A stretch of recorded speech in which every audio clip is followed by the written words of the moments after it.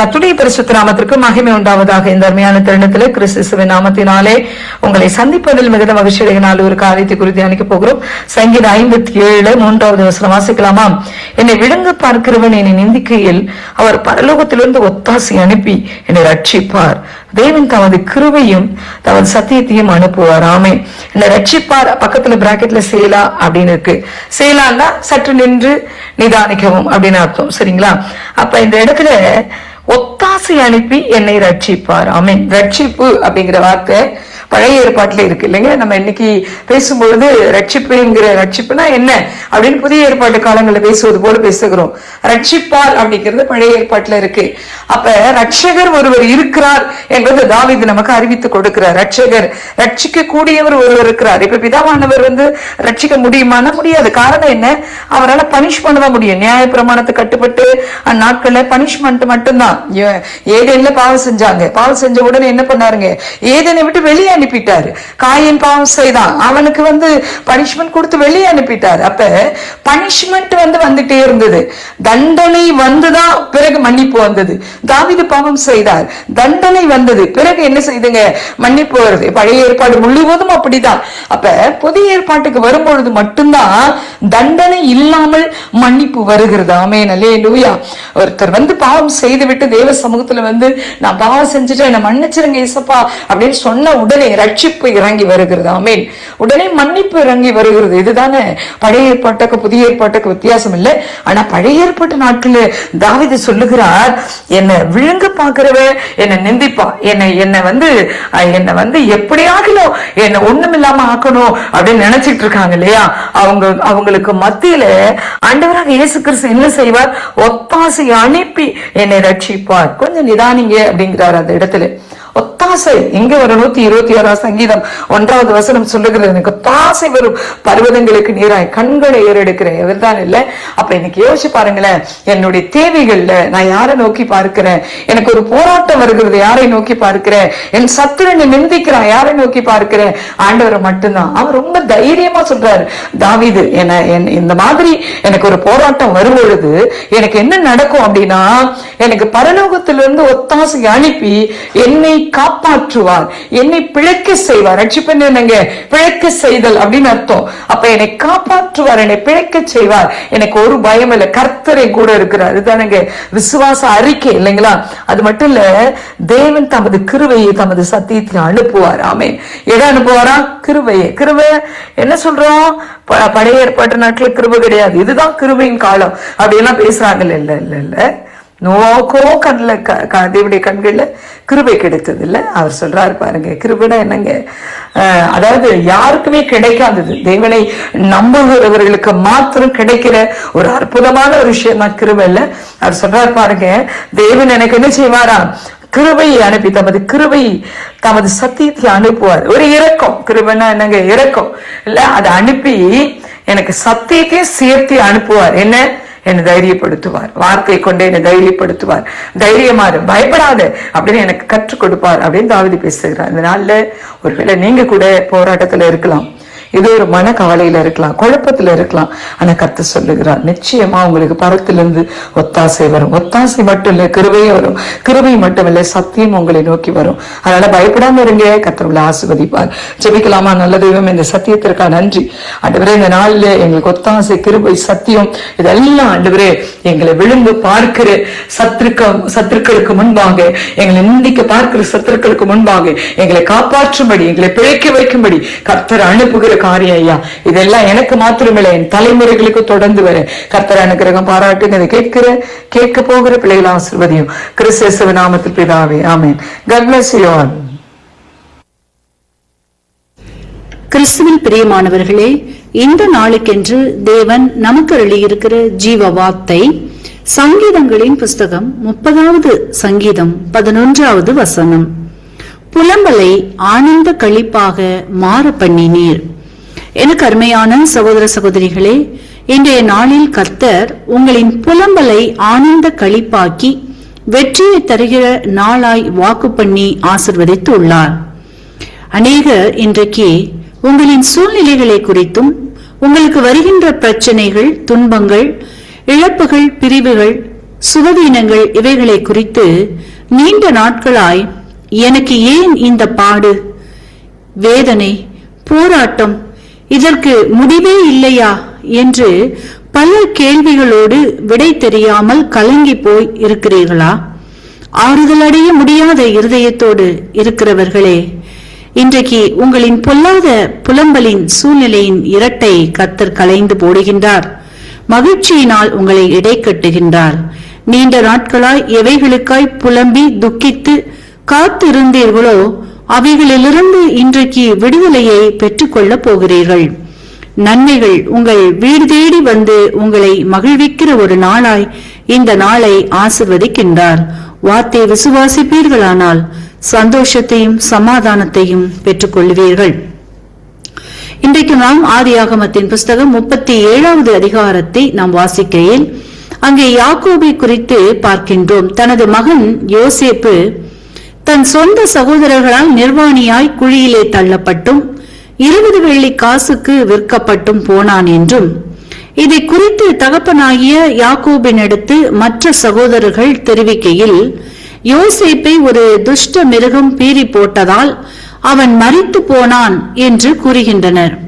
அதை கேட்டு யாக்கோபு தன் அறையில் இரட்டை கட்டிக்கொண்டு அநேக நாட்கள் தன் குமாரனுக்காக துக்கித்துக் கொண்டிருந்தார் என்றும், அநேக வருடங்கள் சென்ற பின்பு யோசேப்பு உயிரோடு இருக்கிறான் என்று கேள்விப்பட்டவுடன் யாக்கோபின் ஆவி உயிர்த்தது என்றும் வாசிக்கின்றோம். அப்பொழுது யாக்கோபு சொல்லுகிறார் தன் மகன் யோசேப்பை நோக்கி, உன் முகத்தை காண்பேன் என்று நான் நினைக்கவில்லை, ஆனாலும் இதோ உன் சந்ததியையும் காணும்படி தேவன் எனக்கு அருள் செய்தார் என்று மகிழ்ச்சி நிறைந்த உள்ளத்தோடு கூறுகிறதை வாசித்தருகின்றோம். எனக்கு அருமையானவர்களே, இன்றைக்கும் உங்களுடைய வாழ்க்கையிலும் நீண்ட நாட்களாய் இழந்து போன சமாதானம், சந்தோஷம், பலன் இவற்றை இன்றைக்கு புதுப்பித்துக் கொள்ளும் ஒரு நாளாகவும், எவைகளுக்காய் நீண்ட நாட்களாய் நீங்கள் எதிர்பார்த்து காத்திருந்தீர்களோ அவைகள் தாமதமாகி தடைப்பட்டதால் புலம்பி சோர்வுற்று கண்ணீரோடு காத்திருக்கின்ற காரியங்களுக்காக இன்றைக்கு விடியுமா, நாளைக்கு முடியுமா என்று நாட்களை எண்ணிக்கொண்டு இருக்கிறவர்களே, இன்றைக்கு அவைகளை பெற்றுக்கொள்ளப் போகிற நாளாய் கர்த்தர் ஆசிர்வதிக்கின்றார். யாக்கோபு சொல்லுகிறார், உன் முகத்தை காண்பேன் என்று நான் நினைக்கவில்லை, ஆனாலும் உன் சந்ததியையும் காணும்படி கர்த்தர் செய்தார் என்பதை போல இன்றைக்கு உங்களின் பிரிந்த உறவுகளில், இழந்து போன ஆசீர்வாதங்களில், பணியிடங்களில், சரீர சுகம், இப்படி எவைகளுக்காக காத்திருந்தீர்களோ அவைகளுக்கு நல்ல பதிலை இன்றைக்கு பெற்றுக்கொள்ள போகிறீர்கள். நீங்கள் நம்ப முடியாத இடத்திலிருந்து உங்களின் ஆசீர்வாதம் இன்றைக்கு கடந்து வர போகிறது. நீங்கள் நினைக்கிறதற்கும் வேண்டிக் கொள்கிறதற்கும் அதிகமாய் செய்கிற நம் கர்த்தரிடத்திலிருந்து இன்றைக்கு பெரிய நன்மைகளையும் ஆசீர்வாதங்களையும் பெற்றுக்கொள்ள போகிறீர்கள். இதுவரையில் புலம்பின காரியங்களில் ஆனந்த களிப்பை கர்த்தர் இன்றைக்கு தருகின்றார். பலவீனம், வியாதி, பற்றாக்குறை போன்ற இரட்டை இன்றைக்கு உங்களிலிருந்து கலைந்து போடுகின்றார். சாமுவேலின் அனுபவத்திற்கு பதிலாக சிங்காரத்தை தருகிற தேவன் இன்றைக்கு உங்களை மகிழ்ச்சியாக்கி ஆசிர்வதிக்கின்றார்.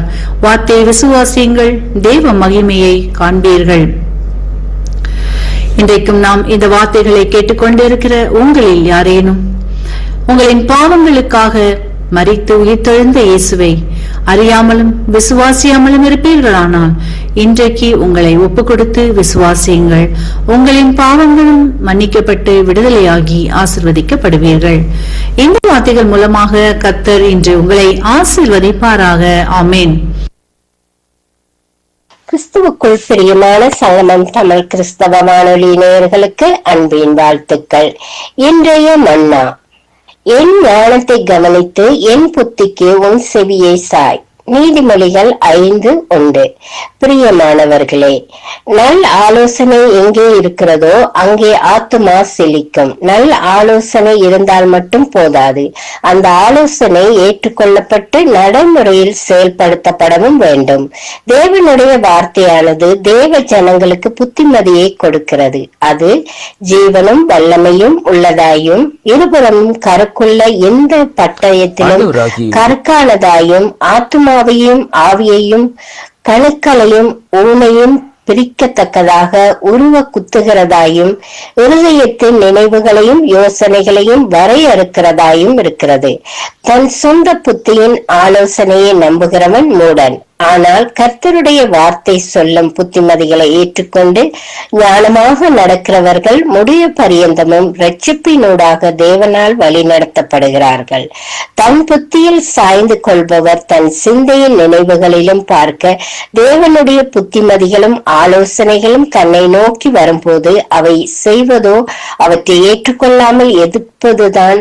இதனால் பழைய ஆதாமின் சுபாவம் மாற்றப்பட்டு புதிய ஆதாமின் சாயலை தரித்து தமது சிந்தையை தேவனுடைய வார்த்தைக்கேற்ப புதுப்பித்துக் கொள்ளாத எந்த விசுவாசியும் சொல்லளவில் ஆம் என்று கூறினாலும் செயலளவில் இருதயத்தில் முரட்டாட்டம் உடையவர்களாக காணப்படுகிறார்கள். தேவ பிள்ளைகளே, இன்று உங்கள் இருதயத்தை ஆராயுங்கள். புத்திமதிகளையும் கடிந்து கொள்ளுதலையும் கர்த்தரின் ஆலோசனைகளையும் ஏற்றுக்கொண்டு ஆவிக்குரிய வாழ்க்கையில் முன்னேறி செல்கின்றீர்களா? அல்லது வாயினால் ஆம் என்று சொல்லியும் இருதயத்தில் கீழ்ப்படியாத மனநிலையோடு இருக்கின்றீர்களா? இன்று உங்களை வழிநடத்தும் புத்திமதி எங்கே இருந்து வருகிறது என்பதை நீங்களே ஆராய்ந்து பாருங்கள். கர்த்தர் தாமே இந்த வார்த்தைகளை கொண்டு ஒவ்வொருவரையும் நிறைவாக ஆசீர்வதிப்பாராக. ஆமேன். God bless you. ஆண்டவராகிய இயேசு கிறிஸ்துவின் இனிய நாமத்தில் இந்த நாளிலும் ஒவ்வொருவரையும் இந்த புதிய வாக்குத்தத்தோடு சந்திப்பதில் நான் மிக்க மகிழ்ச்சி அடைகிறேன். இன்றைய நாளிலும் 9ஆம் தேதி 4வது மாதம் 2026ஆம் ஆண்டு வியாழக்கிழமை. இந்த கால வேளையிலும் ஆண்டவரும் இரட்சகருமாய் இருக்கிற இயேசு கிறிஸ்துவின் நாமத்திலே இந்த புதிய வாக்குத்தத்தோடு உங்களோடு வருகிறேன். இன்றைய நாளிலும் வேதத்தை எடுத்துக்கொண்ட பகுதி ரூத்தின் புஸ்தகம் 3வது அதிகாரம் 11வது வசனம். ஆண்டவருடைய வார்த்தை சொல்லுகிறது, இப்போது என் மகளே, நீ பயப்படாதே, உனக்கு வேண்டியதெல்லாம் செய்வேன், நீ குணசாலி என்பதை என் ஜனமாகிய ஊரெல்லாரும் அறிவார்கள் என்று இந்த நாட்களில் இந்த வார்த்தை இந்த நாட்களிலே சொல்லுகிறதை பார்க்கிறோம். அருமையான கர்த்தருடைய பிள்ளைகளே, இந்த இடத்திலே நீங்கள் காண்கிற காரியம் என்னவென்றால், இந்த ரூத்து இந்த நாட்களிலே அங்கே போவாஸ் இடத்திலே போய் போவாசனுடைய அந்த போர்வையிலே இந்த நாட்களிலே அங்கே தங்கி இருக்கிறதை அங்கே காணக்கூடியதாக இருக்கிறது. அருமையான கர்த்தருடைய பிள்ளைகளே, இன்றைய நாட்களிலே நாங்கள் அருமையான அன்பு பிள்ளைகளே, ஆண்டவருடைய அபிஷேகத்துக்குள்ளே ஆண்டவருடைய பிரசன்னத்துக்குள்ளே இந்த நாட்களிலே நாங்கள் கடந்த அந்த பிரசன்னத்துக்குள்ளே இந்த நாட்களிலே நாங்கள் இருப்போமா இருந்தால் அங்கே ஆண்டவர் இந்த நாட்களை நம்மை பார்த்து இந்த வார்த்தையை இந்த நாட்களிலே சொல்லுவார், நீ பயப்படாதே, உனக்கு வேண்டியதெல்லாம் செய்வேன் என்று சொல்லி இந்த நாட்களில் அந்த வார்த்தையை இந்த நாட்களில் சொல்லுகிறதை பார்க்கிறோம். அருமை பிள்ளைகளே, ஆறுதலின் தெய்வமாகிய கர்த்தர் இந்த நாட்களிலே நம்முடைய வாழ்க்கையில் இந்த நாட்களிலே இப்படியாக வார்த்தைகளை சொல்லி ஆற்றி தேற்றுகிறதை அங்கே காணக்கூடியதாக இருக்கிறது என்பதை அங்கே பார்க்கிறோம். அறிவான அன்பு பிள்ளைகளே,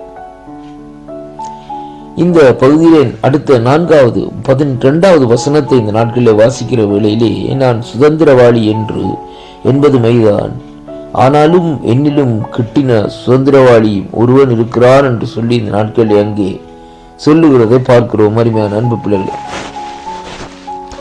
கர்த்தர் இந்த நாட்களே நம்மிடத்திலே சொல்லுகிற காரியம், அருமையான அன்பு பிள்ளைகளே, என்னை கண்டவன் பிதாவை கண்டான் என்று ஆண்டவர் சொல்லுகிறார். அதே விதமாக இந்த நாளிலும் ஆண்டவர் இந்த நாட்களில் சொல்லுகிற காரியம், ஆம், நான் கர்த்தர் தான், ஆனாலும் என்னிலும் பெரியவர் ஒருவர் இருக்கிறார், அவர்தான் நம்முடைய பிதாவாகிய தேவன் என்பதை இந்த இடத்திலே நாங்கள் அங்கே அறிமுகப்படுத்தப்படக்கூடியதாக இருக்கிறது. அருமை பிள்ளைகளே, இன்றைய நாளில் நம்முடைய பிரச்சனைகள், நம்முடைய நெருக்கங்கள், நம்முடைய கஷ்டங்கள், நம்முடைய காரியங்கள் இந்த நாட்களில் விடுவிக்கப்பட வேண்டுமா இருந்தால் குமார் நண்டையிலே நாங்கள் வர வேண்டும். குமாரன் விடுதலையாக்கினால் மெய்யாகவே விடுதலையாவீர்கள் என்று சொல்லி இந்த நாட்களிலே வேதம் சொல்லுகிறபடி குமாரன் பிதாவினுடைய சித்தத்தின்படி இந்த நாட்களில் எல்லா காரியத்தையும் இந்த நாட்களில் செய்கிற தேவனா இந்த நாட்களில் இருக்கிறார் என்பதைத்தான் இன்றைக்கு நாங்கள் பார்க்கிறோம். அன்பு பிள்ளைகளே, அப்படியானால் இந்த குமாரனாகிய ஆண்டவர் நம்முடைய வாழ்க்கையில இந்த நாட்களிலே செய்யக்கூடிய அநேக காரியங்கள் இருக்கு என்பதை நாங்கள் இந்த நாட்களில் உணர்ந்து கொள்ள வேண்டும். மறைவான எத்தனையோ காரியங்களை இந்த நாட்களில் தேவன் நமக்காக செய்யும்படியாக இந்த நாட்களில் காத்திருக்கிறார் என்பதை இந்த வார்த்தை ஊடாக இன்றைக்கு நாங்கள் பார்க்கிறோம். அருமை பிள்ளைகளே, நம்முடைய வாழ்க்கையிலே இந்த நாட்களிலே எதற்கு பயம்? இன்றைக்கு ஆண்டவர் இந்த நாட்களிலே இப்படியாக சொல்லுகிறார், நீ பயப்படாதே, உனக்கு வேண்டியதெல்லாம் செய்வேன் என்ற விதமாக இந்த இடத்திலே பாருங்கள். அங்கே ரூத்துவுக்கு இந்த நாட்களிலே இப்படியாக இந்த வார்த்தையை சொல்லும்படியாக தேவன் இந்த நாட்களில் அந்த காரியத்தை நியமிக்கிறதை அங்கே காணக்கூடியதாக இருக்கிறது. நம்முடைய வாழ்க்கையிலும் இப்படிப்பட்ட சூழ்நிலையை நாங்கள் நடக்கிற வேளையிலே தேவன் நம்முடைய பயத்தை நீக்கி தேவன் நம்முடைய தேவைகளை சந்திக்க தேவன் வல்லவராயிருக்கிறார். நாங்கள் ஆராதிக்கிற தேவன் முதலாவது இன்னார் என்று நாங்கள் அறிந்திருக்க வேண்டும். அவர் கல் அல்ல, ஒரு மண்ணல்ல. இந்த நாட்களில் அருமையான கர்த்தருடைய பிள்ளைகளே, அவர் ஜீவனுள்ள தேவனாயிருக்கிறபடியினால், அவர் ஜீவிக்கிறபடியினால் அவர் நமக்கு இன்றைக்கு ஆறுதல் செய்கிற ஒரு ஆறுதலின் தெய்வமாக இந்த நாட்களிலே இருக்கிறார். ஆண்டவர் நம்மை பார்த்து சொல்லுகிற காரியம் பயப்பட வேண்டிய அவசியமே இல்லை. அருமையான அன்பு பிள்ளைகளே, அதனாலே நாங்கள் தைரியம் கொண்டு கர்த்தரிடத்திலே அந்த நாட்களிலே சேர கடவோம். இந்த வாக்குத்தத்தங்களை விசுவாசியுங்கள். கர்த்தர் உங்களை ஆசீர்வதிப்பாராக. ஆமென்.